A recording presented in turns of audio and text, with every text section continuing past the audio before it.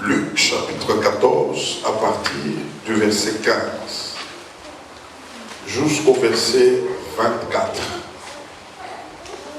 Luc chapitre 14 et nous prenons le texte à partir du verset 15 jusqu'au verset 24. Nous voulons lire la parole de Dieu.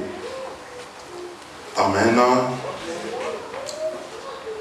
Un de ceux qui étaient à table, après avoir entendu ces paroles, dit à Jésus: heureux celui qui prendra son repas dans le royaume de Dieu. Jésus lui répondit: un homme donna un grand souper. Il invita beaucoup de gens. À l'heure du souper, il envoya son serviteur dire aux conviés: venez car tout est déjà prêt. Et c'est les sous-thèmes que nous avions donnés. Venez car tout est déjà prêt. Et j'aimerais déjà dire à quelqu'un que tout est déjà prêt. Mais tous, unanimement, se mirent à s'excuser. Le premier lui dit: j'ai acheté un champ et je suis obligé d'aller le voir. Excuse-moi, je te prie. Un autre dit: j'ai acheté 5 paires de bœufs et je vais les essayer. Excuse-moi, je te prie.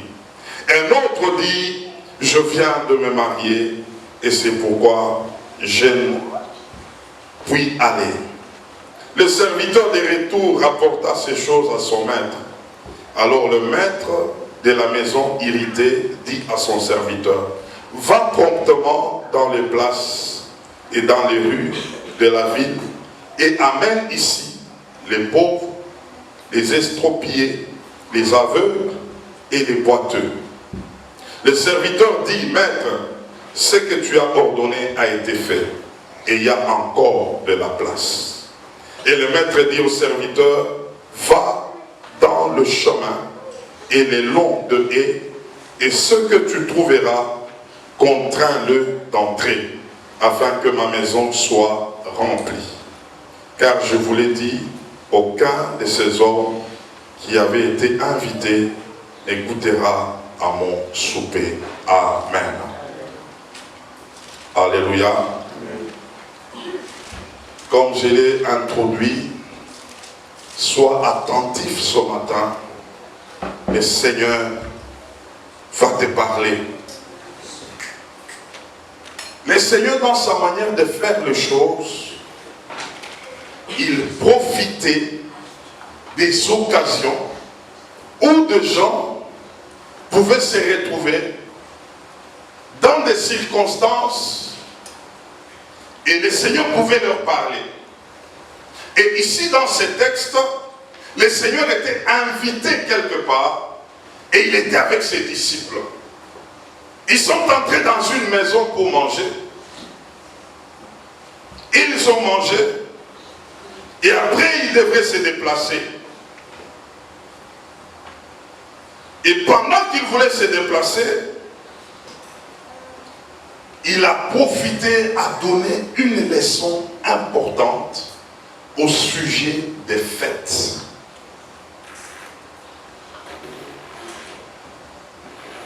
Aujourd'hui, il y a des gens qui sont en train de fêter.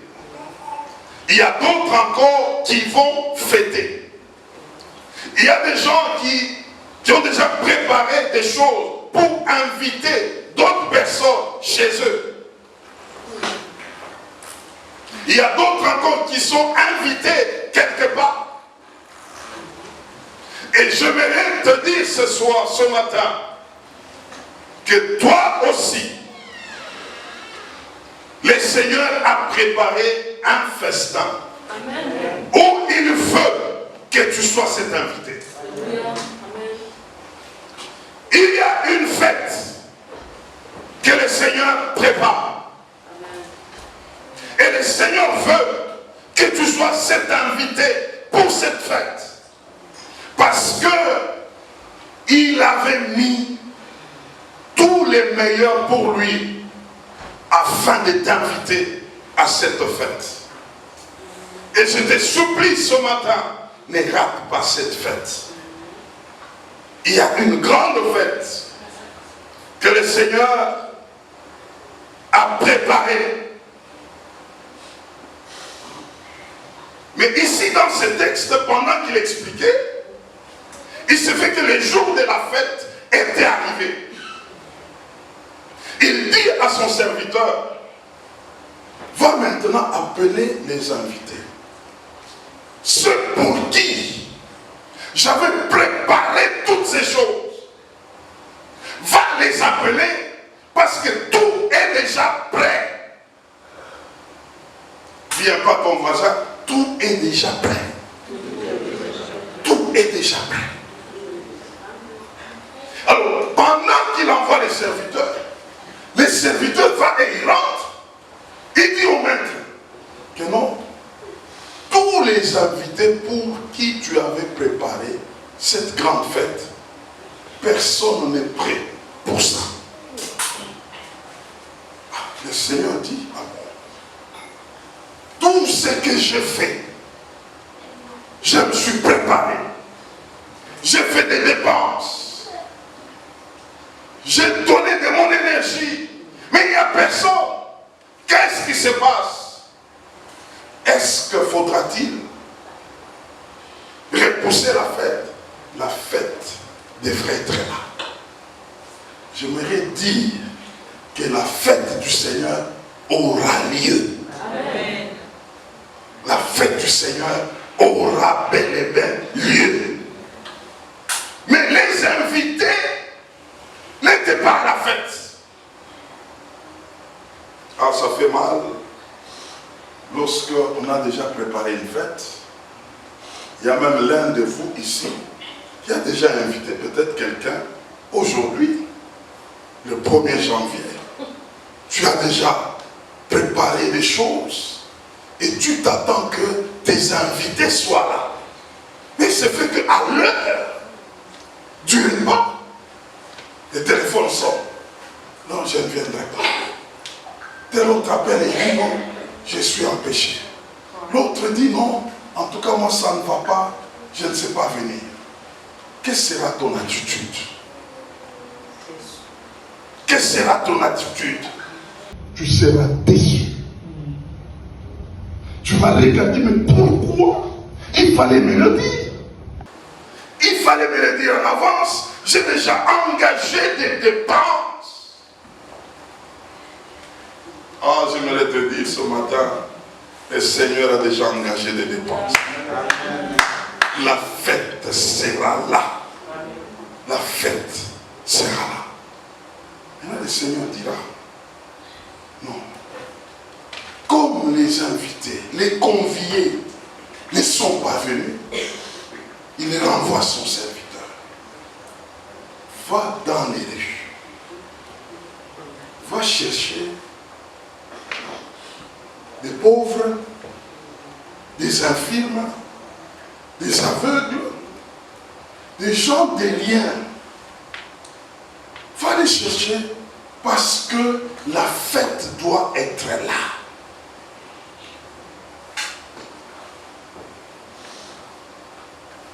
Si vous lisez ce texte, vous allez comprendre qu'il y avait 3 catégories de personnes qui se sont excusées. La première catégorie, c'était des gens qui avaient acheté des biens, les matériels. Et ça les avait empêchés d'aller au jour de la fête. La deuxième catégorie, c'était la catégorie des gens qui avaient des richesses. Ils ne pouvaient pas y aller pour dire ils devraient garder les richesses. Et la troisième catégorie, c'était des personnes qui venaient à peine de se marier. Ils voulaient savourer leur mariage. Ils étaient incapables d'aller à la fête, au souper que le Seigneur avait préparé.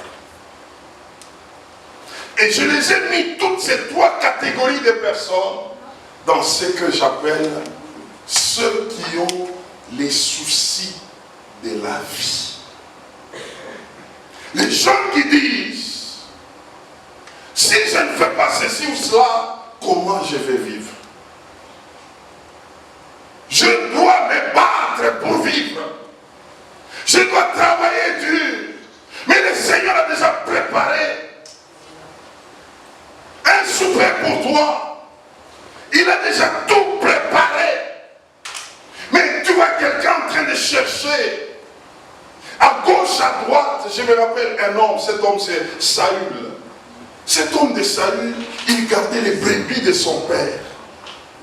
Pendant qu'il gardait les brebis, c'était la richesse de son père. Il était en train de regarder, mais la richesse s'était perdue. Les brebis étaient perdues. Cet homme il s'est mis à la recherche des brebis de son père. Son père lui a dit, tu dois les trouver. Pendant qu'il cherchait les brebis de son père, mais quelqu'un les cherchait aussi. Je veux te dire ce matin, ce que tu cherches, te cherche. Amen. Parce que Dieu avait déjà tout préparé. Amen. Cet homme ne savait pas. Il était derrière les brebis en train de les chercher. La Bible déclare qu'il a passé 3 jours en train de chercher des choses qu'il ne trouvait pas. Or, lui aussi, on était en train de les chercher. Pourquoi on les cherchait? Dieu avait dépêché quelqu'un parce que lui, cet homme, devrait devenir un roi. Un roi, mais qui ne se connaît pas.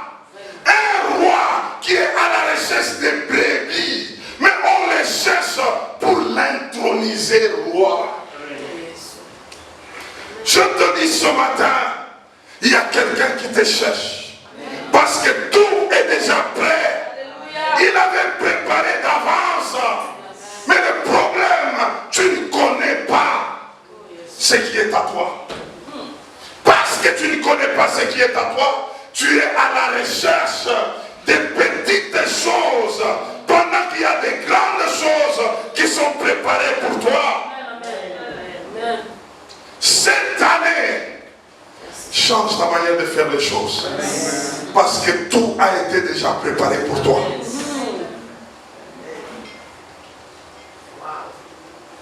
Tout était déjà préparé pour toi. Cet homme a mis 3 jours en train de chercher. Et ce qu'il cherchait n'avait pas la même valeur que ce qu'on avait déjà préparé pour lui. J'aimerais te dire, si tu savais ce que Dieu avait déjà préparé pour toi, il y a certaines choses que tu ne pouvais jamais chercher. Jérémie chapitre 29, verset 11. La Bible déclare, je connais les projets que j'ai formés pour toi. Projets de bonheur et non pas de malheur. Pour t'accorder une vie et de l'espérance. C'est Dieu qui est en train de parler. Dans Hébreux chapitre 6, le verset 9 à 10, il est en train de dire, le salut que tu as, c'est un salut qui te prépare aux choses meilleures et favorables. Quelqu'un qui est sauvé, ce qui lui attend, ce ne sont que des choses meilleures et favorables. Et Dieu dit au verset 10 qu'il n'est pas injuste pour oublier les choses que toi tu as fait en son nom. Frère, servir Dieu, ce n'est pas en vain. Dieu n'est pas un homme pour oublier ce que l'homme a fait en son nom. Tout celui qui fait au nom du Seigneur, Dieu ne peut jamais l'oublier. Jamais. Et j'aimerais dire à quelqu'un ce matin que Dieu est fidèle. Amen. Il ne se renie jamais. Amen. Il est fidèle. Amen. Vous savez, quand on veut trouver des choses, sans Dieu, c'est très dangereux. Dieu a fait que tu trouves avec son apport. Beaucoup de gens se posent des questions de comment je vais m'en sortir, comment je vais atteindre tel niveau, comment je vais accéder à une telle dimension. Il regarde l'autre est marié, il regarde l'autre a des richesses, il regarde l'autre a déjà des biens, il se dit moi aussi je dois avoir, moi aussi je dois avoir, mais tu veux les avoir comment? Je veux te dire une chose. Vous savez, tel que nous sommes dans ce monde, ça tu peux même l'écrire. Tous ceux qui sont devenus des riches, ayant des biens, ils ne les savaient pas en avance. Jamais. Les opportunités, frères, ce sont des choses préparées par Dieu. C'est quand ça arrive que tu te rends compte. Mais avant cela, tu ne sauras pas. Il se peut que, ici nous terminons avec toi, toi tu sors là dehors, quelque chose commence. Amen. Mais toi tu n'étais pas préparé à recevoir la chose. C'est quand la chose commence, c'est là que tu peux t'en rendre compte. C'est pourquoi Ecclésiaste, connaissant ces choses, il est en train de dire la course, Ecclésiaste 9 à partir de 11 à 12, n'est pas l'affaire des intelligents, ni les richesses l'affaire des sages ou des hommes intelligents. Tout dépend des temps et des circonstances. Et l'homme ne connaît pas son heure. Celui qui connaît ton heure, c'est Dieu. C'est pourquoi la Bible l'appelle le maître des temps et des circonstances. Mais comment tu veux faire sans lui?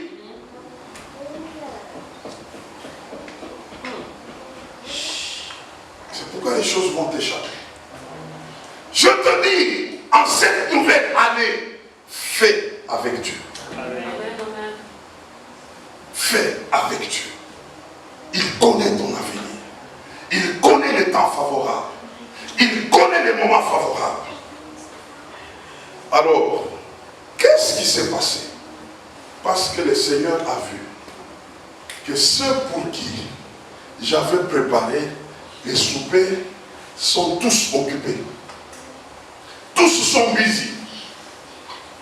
Chacun s'excuse. J'ai déjà tout préparé pour des gens. Quand on veut le voir, ils disent non, je n'ai pas le temps. Mais le Seigneur commence à s'étonner. Il dit, mais j'ai préparé pour eux. Mais comment ils se retrouvent? Ils n'ont plus le temps. Je vais changer les choses. Je veux vous dire ce matin, Dieu, il a commencé ce monde. C'est lui qui a créé ce monde. Les biens qui se trouvent dans ce monde, c'est Dieu qui les avait créés. Il y a des gens que Dieu avait visités le matin. Il y a des gens que Dieu avait visités à midi. Il y a des gens que Dieu avait visités les après-midi. Et il y a des gens que Dieu visitera le soir. Et je dis ce matin que le soir est arrivé. C'est pourquoi il a parlé à ces gens. Comme il fait soir, va chercher ceux-là que le monde a déjà abandonnés. Les aveugles, les boiteux. Et je suis en train de te dire, 2023, c'est pour les gens que la société ne regarde plus. Des gens négligés par le monde. Ce sont ceux-là que le Seigneur va prendre, que le Seigneur va amener maintenant dans la scène. Écris cela ce matin. Il y a des gens qui étaient rejetés. Il y a des gens qu'on ne faisait plus cas. Mais parce que ces gens n'ont plus de recours, les seuls recours c'est Dieu. Dieu est en train d'aller vers les chercher. Il va les amener. Les gens pour lesquels Dieu s'attendait, ces gens ont tourné dos à Dieu. Dieu se dit, parce que c'est moi qui crée les temps et les circonstances, je vais commencer une histoire avec des boiteux, avec des paralytiques, avec des estropiés, des infirmes, des gens, quand on regarde, ils n'ont pas une histoire. Mais Dieu veut commencer une histoire avec eux. Amen. Cette année 2023, c'est une année de surprises agréables pour les faibles. Je dis bien pour les faibles. Des gens qui sont restés, quand on les regarde, on a pitié d'eux. Quand on les regarde, on dit que non, il n'était plus au programme de Dieu. Mais Dieu dit, c'est lui maintenant qui va le prendre. Dieu va surprendre beaucoup de gens. Amen. Les choses commenceront par des petits. Ce qu'on appelle petits. Ce qu'on appelle faible. Ce qu'on dit, il n'y a pas d'issue. Ces gens vont s'élever. Alléluia. Amen. Et Dieu va faire une histoire avec eux. Dieu, le maître des temps, le maître des circonstances, il sait commencer une histoire. Mes frères, je veux vous dire une chose ce matin. Quand Dieu pointe quelqu'un, c'est lui qui les prépare. C'est lui qui fait arriver les choses au compte de cette personne. Et beaucoup de gens oublient cela aujourd'hui. Ils sont tellement habitués aux choses qu'ils sont en train de faire et ils croient que ces choses arrivent par eux-mêmes. Je veux t'annoncer ce matin que les choses qui arriveront par toi-même ne t'amèneront pas loin. Mais quand c'est Dieu, ces choses vont de la vie. Et tout celui qui va dire, Seigneur, cette année, je me laisse à toi. Je suis ce faible qui reconnaît que je ne peux rien faire sans toi. Frère, sœur, Dieu va t'étonner. Et Dieu va étonner ceux qui sont tout autour de toi. Le message que je t'amène, c'est un message du soir. Le soir est déjà là. Il y a un souper. Et ce souper est préparé par qui? Par Dieu. Il y a la dimension du souper physique et il y a la dimension du souper spirituel. Tout ce que nous faisons, nous devons le faire en faisant attention parce que Jésus-Christ revient bientôt. Il y a un repas que Christ a déjà préparé. Ce repas-là a besoin des invités que lui-même avait déjà préparés. Mais il s'est fait qu'il y a de ces invités qui commencent à sortir. Ils sont en train de se disqualifier en disant nous sommes devenus busy.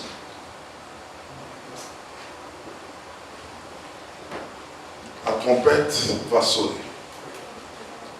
Je ne suis pas de ce prédicateur qui fait peur, mais je dis la parole de Dieu. J'aimerais te dire ce soir que la nuit est tellement avancé. Les jours du Seigneur approchent. Il y a un repas qui est déjà préparé. Mais si toi, tu ne viens pas à ce repas, on prendra d'autres personnes. Parce que le Seigneur a dit, la place doit être remplie. Les chaises qu'il avait déjà placées dans la salle là, doivent être remplies. C'est pourquoi arrivera un grand moment de réveil de la fin du temps pour remplir les places qui étaient préparées. Parce que ceux pour qui Dieu avait préparé les places, chacun est en train de s'excuser, chacun est en train de se retirer, chacun est en train de donner les raisons. Mais le Seigneur dit, la fête doit être là. Comme elle doit être là, le Seigneur va susciter un réveil où on ira prendre des gens qui étaient dehors, qui comme s'ils n'avaient pas de programme, mais parce que l'urgence du Seigneur est là, ces personnes se tourneront vers le Seigneur. Il est temps que tu comprennes que tel que nous sommes là, il y a des choses qui vont vers la fin. C'est pourquoi nous parlons du souper. Et on a parlé du souper, c'est un repas du soir. Il y a des gens qui ont mangé le matin. Il y a des gens qui ont mangé à midi. Il reste un repas du soir. Et dans ce repas-là, c'est le Seigneur lui-même qui doit revenir. Alléluia. Vous savez ce que nous devons faire maintenant? Nous devons faire comme des gens avisés. Dieu part, tu travailles avec la main gauche, de l'autre part, tu sers le Seigneur avec la main droite. Parce que, anytime, la trompette va sonner. Ne te dis pas seulement que tu entres dans 2023, mais je te dis, frère, 2023, tout peut arriver. Nous jouissons de la visitation de Dieu. Il nous bénit, il marche avec nous. Nous sommes en train de voir les délices de Dieu. Ne restons pas là. Il y a une trompette qui est prête à sonner. Parce que tout est déjà prêt. Tout est déjà prêt. C'est pourquoi je vous ai donné ce temps. Il m'a dit de vous dire, dites-le que tout est déjà prêt. Tout est déjà prêt. Implique-toi dans ce que tu fais, mais n'oublie pas ce qui est important.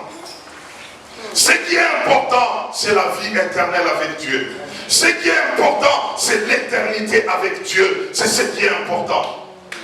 Et déjà, je te dis, ce matin, regarde-moi bien. Il ne faut pas déjà commencer à me regarder avec les yeux de tristesse. Qu'est-ce que le pasteur est en train de me dire encore en ce début d'année? Je te dis ce qui est vrai. Alléluia. Fais ce que tu peux faire. Mais la place est déjà préparée. Le Seigneur a déjà tout donné.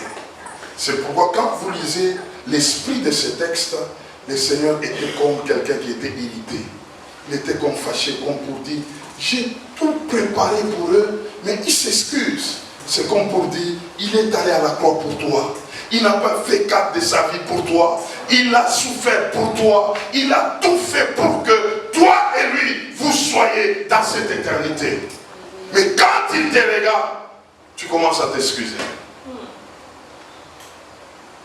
Tu commences à dire, non, il doit me comprendre.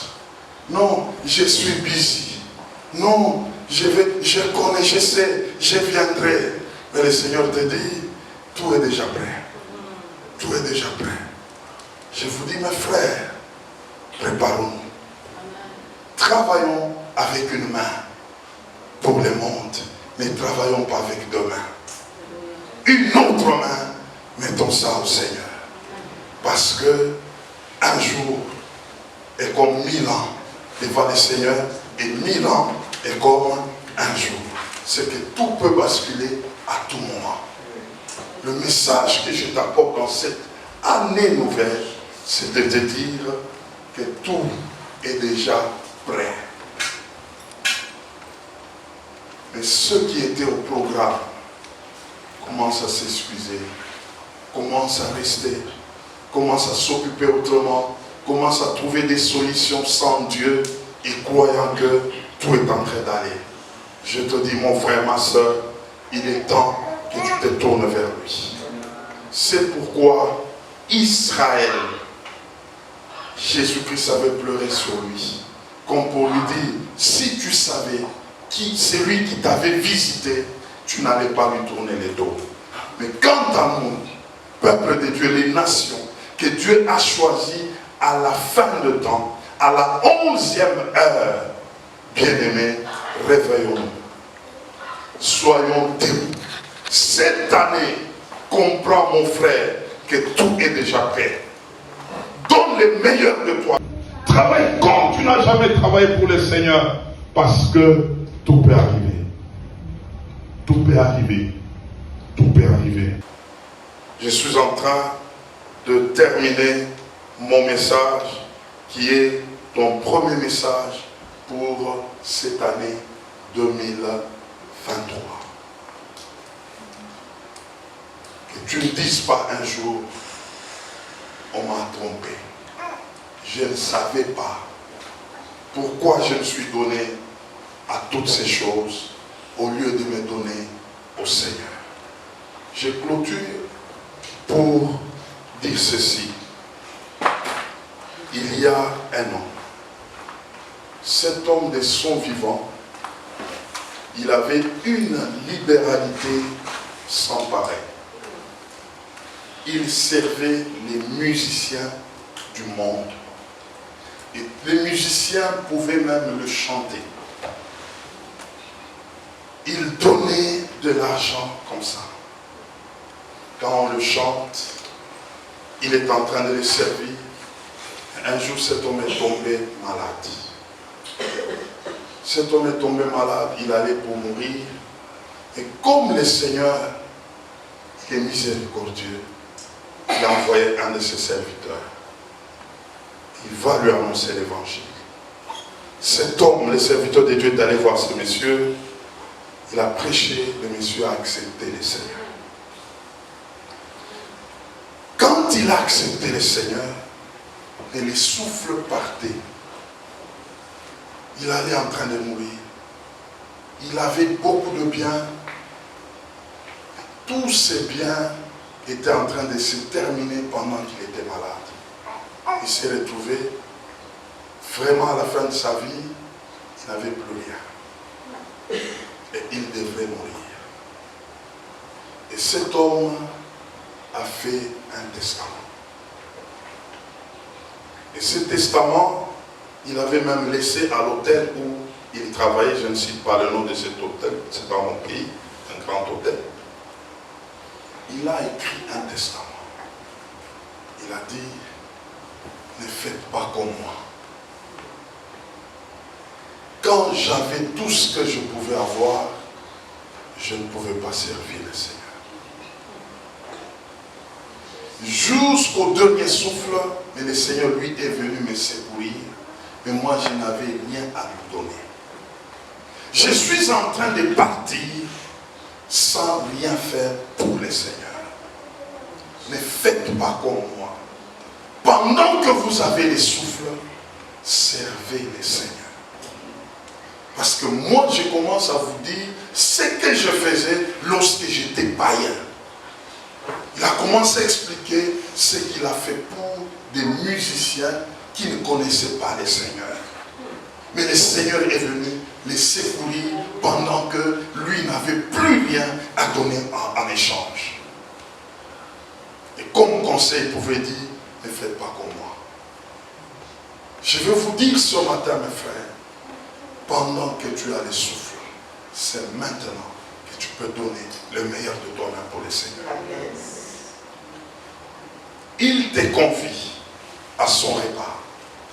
Il a donné le meilleur de lui-même. N'attends pas à ce que tu sois faible pour commencer à chercher à évangéliser. C'est maintenant que tu dois évangéliser. N'attends pas que tout soit compliqué pour toi, que tu commences à donner des conseils comme l'autre, monsieur. Ce conseil-là n'est pas un bon conseil. Parce qu'il avait la vigueur, mais il avait donné toute sa vigueur au monde. Mais toi, tu as encore ta vigueur. Donne le meilleur de toi-même au Seigneur. Et tu vas gagner et dans ce monde et pour l'éternité. La volonté de Dieu pour toi cette année, que tu vives autrement. Ne t'excuse pas comme ceux qui se sont excusés. Si tu t'excuses, le Seigneur sait comment te remplacer. Il a dit ces jours-là, allez chercher les pauvres, les estropiés, les infirmes, les aveugles. Ils doivent entrer dans ma maison parce que la salle doit être remplie. Le Seigneur peut se passer de toi. Mais sa volonté est que toi, tu sois au programme. Que toi, tu puisses les servir parce qu'il avait déjà préparé des choses pour toi. Cette année, tu es au programme du Seigneur parce que tu es en train de vivre. Dis oui au Seigneur parce que tout est déjà prêt. Je dis à quelqu'un que tout est déjà prêt. Que ce soit dans ce monde, que ce soit pour l'éternité, tout est déjà prêt. Ça peut être demain, ça peut être après-demain, mais tout est déjà prêt. Cette année, tu vas vivre des surprises agréables lorsque tu t'attaches à Dieu parce que tout est déjà prêt. Comprends ça. C'est une année où Dieu se souvient de son peuple. Où Dieu veut changer l'histoire de son peuple. Et ce qu'il te demande, sois dans la salle des fêtes. Sois dans la salle de fête. Sois dans la salle de fête. Que Dieu bénisse sa parole. Amen.